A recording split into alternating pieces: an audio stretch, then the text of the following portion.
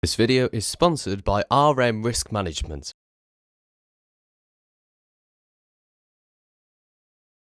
Hello and welcome to another edition of the Match Preview Show. If you haven't checked out the video that me and Tommy filmed on Wednesday night speaking about the Exeter game in a new series called First Five, then please feel free to check that out because I really enjoyed recording that, and it's 5 quick, concise points about the game on Tuesday and then the full editions on Spotify. So if you want to listen to the hour version, listen to it on there. And if you want to listen to the bite-sized version, it's on YouTube. But next up for us is a Sunday afternoon game in the FA Cup second round against Blackpool at Bloomfield Road.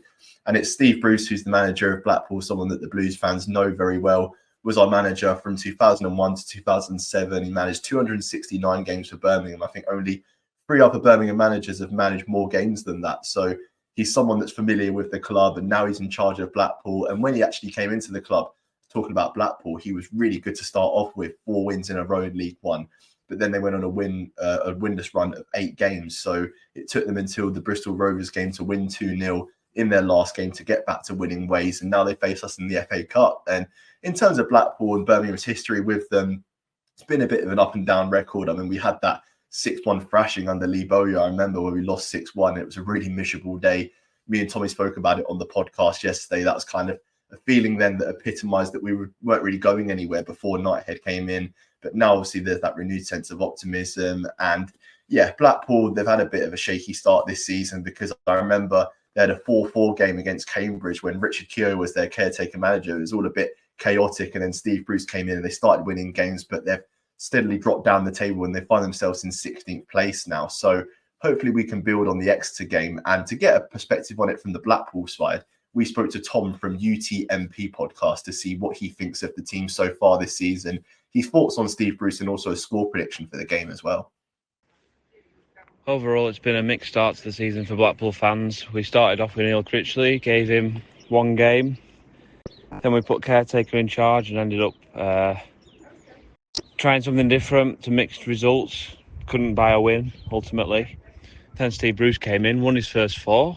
Everything was going great.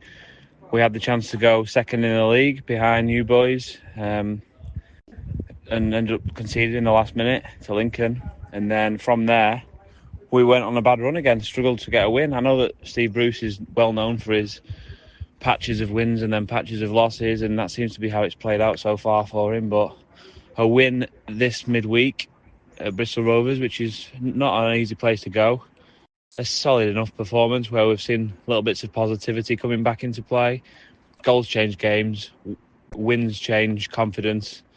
And it's a very simple game at times where things start to click and you start to come together. So, yeah, we're on a slight positive curve now where Steve Bruce has obviously had his family situation going on off the pitch, which hasn't helped us ultimately on the field, which can't be helped.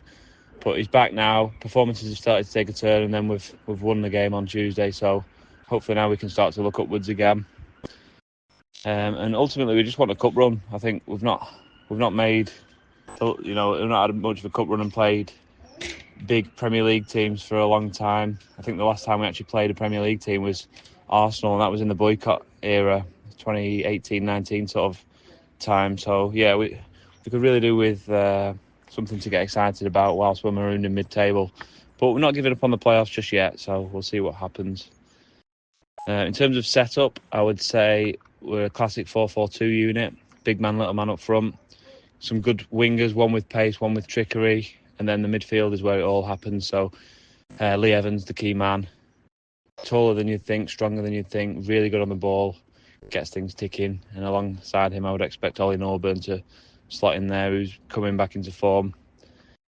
Player to watch, already said, is Lee Evans. So watch out for him. If you can man-mark him and play him out of the game and stop him having time on the ball, then I think you'll probably undo us a little bit.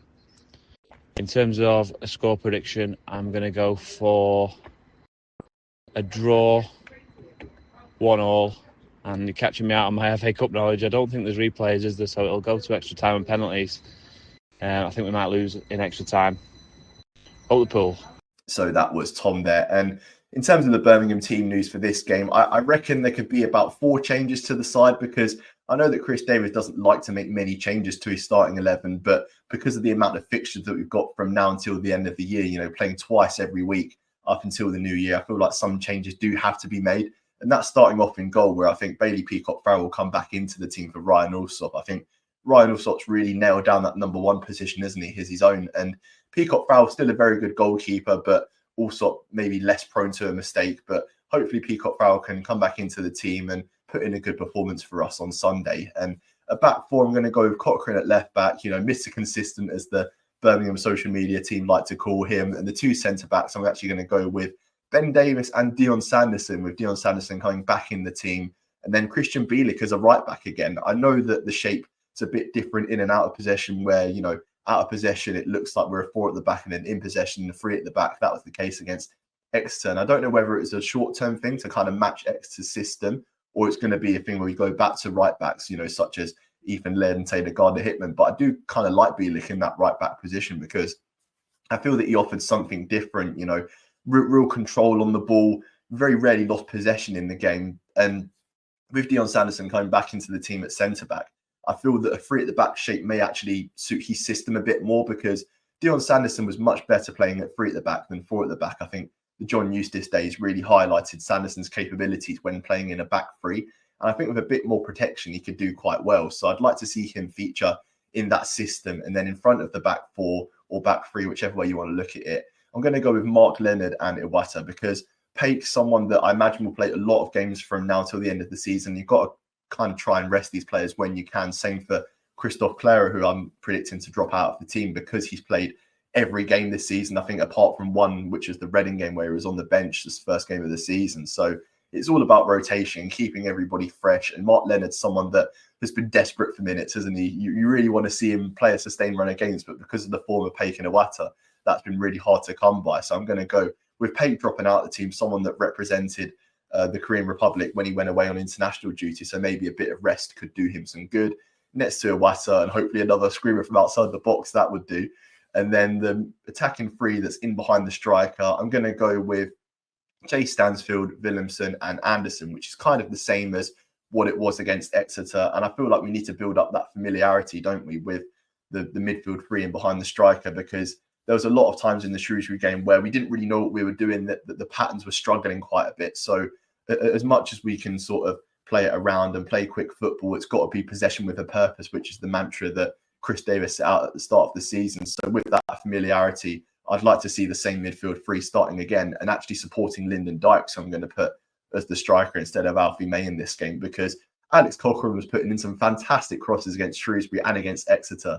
And you kind of just feel like someone like Lyndon Dykes could latch onto one of them and put them in the net, because Williamson, he missed two good chances against Exeter, didn't he, from headers? And you'd like to see maybe someone like Lyndon Dykes that could profit from more direct play and those crosses from Cochrane with our back three shape, allowing Cochrane to get up the pitch and deliver these perfect crosses that he does. And hopefully Lyndon Dykes can latch onto them and get a couple of goals, which I think would do his confidence the world of good. So if you like this video, feel free to like, share, comment, subscribe. Leave your predictions down in the comment section below as to what you think the score is going to be. I'm going to go with a 3-1 win for Birmingham. Hopefully we'll have enough firepower to deal with Blackpool, because I imagine it'll be quite a good atmosphere at the ground. So if you're going, please enjoy the game and keep right on.